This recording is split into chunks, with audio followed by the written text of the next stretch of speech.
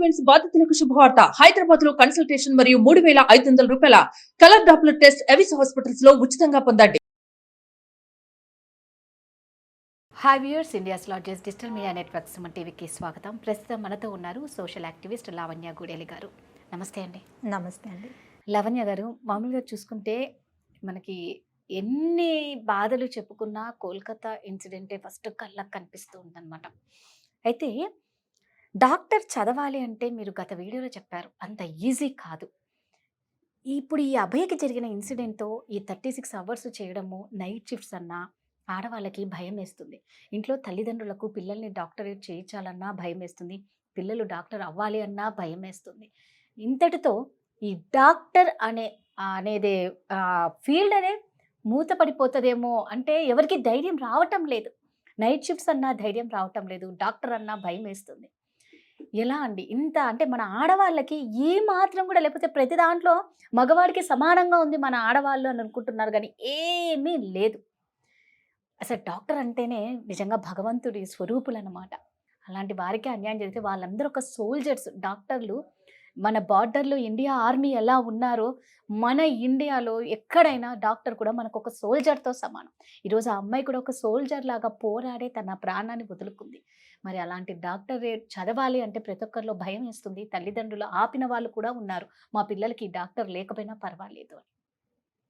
ఏమంటారు? పూర్వంలో డాక్టర్లను మీరు అన్నట్టుగా దేవుళ్ళుగా భావించేవారు. వైద్యం చేయాలి అని అంటే వైద్యుడు అనేవారు.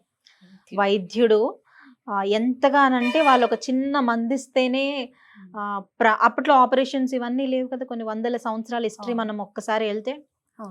సో వాళ్ళ చేతిలోనే ఏదో మహిమ ఉంది, వాళ్ళ చేతిలోనే ఏదో హీలింగ్ ఉంది అని అంత గొప్పగా వర్షిప్ చేసేవాళ్ళు డాక్టర్ ప్రొఫెషన్ని. అక్కడ నుంచి చిన్న చిన్నగా ఆర్ఎంపీ డాక్టర్స్, హోమియోపతి, రకరకాలుగా ఎండి, రకరకాలుగా వచ్చి అసలు డాక్టర్ చదవాలి అంటే +2 తర్వాత లాంగ్ టర్మ్, షార్ట్ టర్మ్ అని నీట్, తర్వాత పీజీ సెట్, ఆల్మోస్ట్ ఒక 10 నుంచి 12 ఏళ్ళ జర్నీ తీసుకోవచ్చు. పేషెంట్స్గా మ్యారేజ్ లైఫ్ని కూడా సాక్రిఫైస్ చేసి ఓకే వాళ్ళు ట్రైనీ డాక్టర్గా ఇంటర్న్షిప్ పీజీ రాసి మళ్ళీ అక్కడ ఒక 2 ఏళ్ళు ట్రైనీ డాక్టర్గా చేస్తే అప్పుడు ఒక సక్సెస్ఫుల్ డాక్టర్గా బయటకు వస్తారు. యాక్చువల్లీ హెల్త్ కేర్నే చూసుకుంటే నాకు తెలిసిన ఒక నర్స్తో నేను మాట్లాడినప్పుడు తెలిసింది ఏంటంటే వాళ్ళకి చాలా మెంటల్గా ప్రెషర్ ఉంటుందని, పేషెంట్స్ నుంచి, డాక్టర్స్ నుంచి. డాక్టర్స్ ఏమో వీళ్ళని ఒక బానిసల్లాగా చూస్తారని, పేషెంట్స్ ఏమో డాక్టర్స్ మీద ఉన్న కోపం అంతా నర్సెస్ మీద చూపిస్తారని. అంటే హెల్త్ కేర్ సెకండ్ లెవెల్లో ఉండే వాళ్ళు ఇలా ఫేస్ అవుతున్నారు. సో హై లెవెల్లో ఉండే డాక్టర్స్ కూడా చాలా మంది రకరకాల, అంటే ఇప్పుడు మన డాక్టర్ అని అంటే 1000 స్పెషలైజేషన్స్ ఉంటాయి. మన బాడీలో ఎన్ని అవయవాలు ఉన్నాయో అన్ని రకాల స్పెషలైజేషన్స్ ఉంటాయి. సో వాళ్ళు కూడా వాళ్ళ బాడీని, మైండ్ని కంట్రోల్ చేసుకొని మనకి ట్రీట్మెంట్ ఇస్తున్నారు. సో చాలా మంది అంటే బ్యాడ్గా ఉంటారు, కొంతమంది డాక్టర్స్ అని కమెంట్ చేసే వాళ్ళు కూడా ఉంటారు.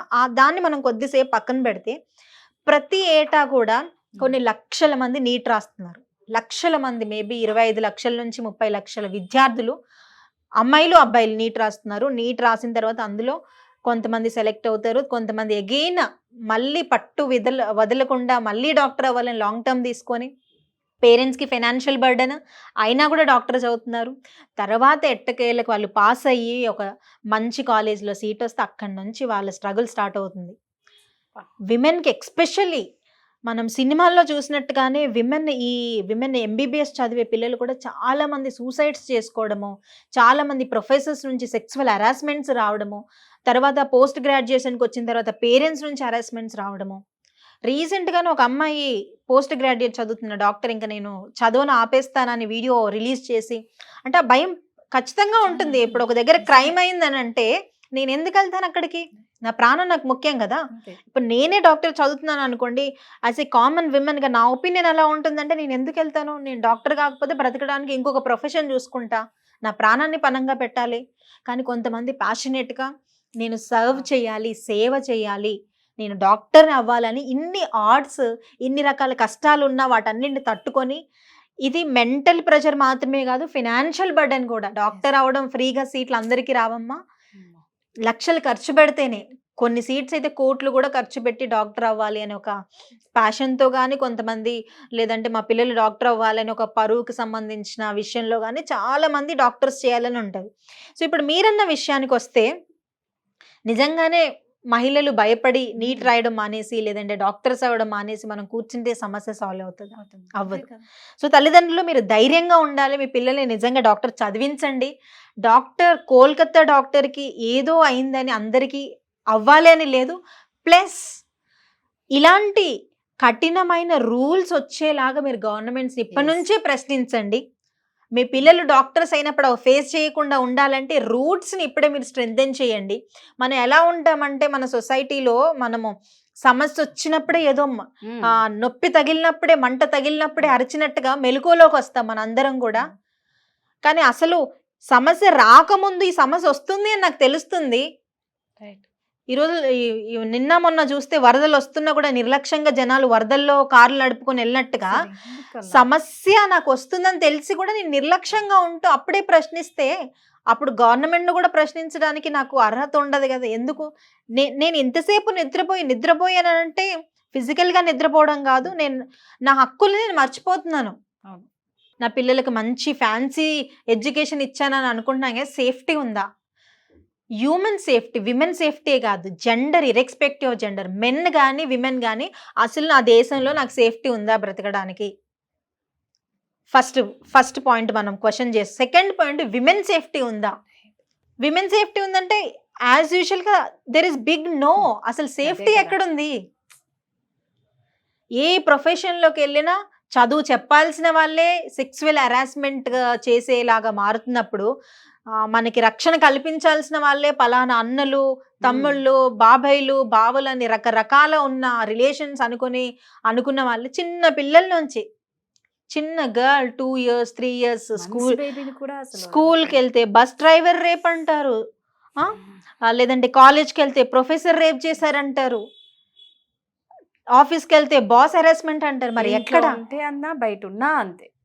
మరి ఎక్కడంటే విమెన్ ఇప్పుడు ఒక పిక్టోరియల్ రిప్రజెంటేషన్ లాగా ఒక పిక్చర్ నేను చూశాను. Women lower part and breast ఈ రెండు వేరు చేసి ఒక పిక్చర్ క్రియేట్ చేశారు. ఇవి రెండు మాత్రమే తీసుకొని మమ్మల్ని వదిలేయండి అంటే సొసైటీకి కావాల్సిన, అంటే మీకు రేప్ చేయడానికి కావాల్సిన 2 అవయవాలే కదా, వీటిని తీసుకొని మమ్మల్ని ప్రశాంతంగా వదిలేయండి అని ఒక మంచి ఆర్టిస్ట్ చక్కగా రిప్రజెంట్ చేశారు.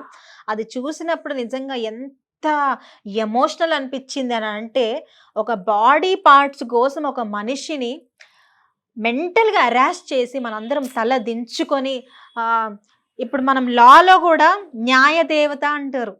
సుప్రీంకోర్టు ముందు మరి ఆ న్యాయదేవతకి అంటే ఎప్పుడు కూడా కళ్ళకు గంతలు కట్టి ఉంచుతారు. దాని ట్రూ మీనింగ్ మనకు తెలియదు, కానీ నిజంగా అంటే న్యాయం ఇచ్చే వాళ్ళకి కూడా నిజంగానే కళ్ళకు గంతలు కడుతున్నారా ఈ రోజుల్లో అనే ప్రశ్న అయితే నిజంగా మొదలవుతుంది. సేఫ్టీ లేదు, సేఫ్టీ క్రియేట్ చేసే లాస్ ఉన్నా ఆ లాస్ ఇంప్లిమెంటేషన్లో లేవు. ఇంప్లిమెంటేషన్ చేద్దామన్నా కూడా ఈ బలమైన హస్తాలు ఒక మనిషిని చంపి బ్రూటల్గా మర్డర్ చేసి వీకర్ సెక్షన్ అనే విమెన్ని మనం హింసించి డబ్బులు సంపాదించి కొన్ని కోటలు మేడలు కట్టినా అది చివరికి వాళ్ళ పతనానికే దారితీస్తుందని నాయకులు కానీ ఈ బడాబాబులు కానీ అర్థం చేసుకోవాలి. తల్లిదండ్రులుగా మీరు ఎవ్వరు కూడా భయపడాల్సిన అవసరం లేదు. మీ పిల్లలకి మీరు ఒక మంచి మైండ్ సెట్ని క్రియేట్ చేయండి. వాళ్ళకి అప్రమత్తంగా ఉండాల్సిన ఏంటి విలువలు నేర్పించండి. కొన్ని స్టేట్లలో షీ టీమ్స్ కానీ లేదంటే రకరకాల రిసోర్సెస్ ఉన్నాయి. రిసోర్సెస్ లేవని కాదు, మేము ఇన్ని వేల కోట్లు ఖర్చు పెట్టాం విమెన్ ఎంపవర్మెంట్ కానీ రేపు బడ్జెట్లో వస్తుంది. అవును, ఏం లాభం, ఎవరికి సుఖం? ఒక విమెన్ని మనము కాపాడుకోలేకపోతున్నాం. సీసీటీవీ సర్వేలెన్స్ ఉన్న ఒక ఇన్స్టిట్యూషన్, ఒక వైద్యశాల, ఒక హాస్పిటల్లో ఒక 30 years విమెన్ని కాపాడుకోలేనన్నప్పుడు దేశంగా ఫెయిల్ అయ్యాం మనము. పశ్చిమ బెంగాల్ ఇష్యూ కాదు ఇది, అవును, దేశంగా ఫెయిల్ అయిపోయాం. ప్రతి ఒక్కరి ఇంట్లో జరిగిన అమ్మాయి బాధగానే, మన పాపకు మన ఇంట్లో మన వాళ్ళకు జరిగిన బాధగానే మనం ఫీల్ అవుతున్నాం తప్ప ఎక్కడో వెస్ట్ బెంగాల్లో ఏదో జరిగిందని కాదు.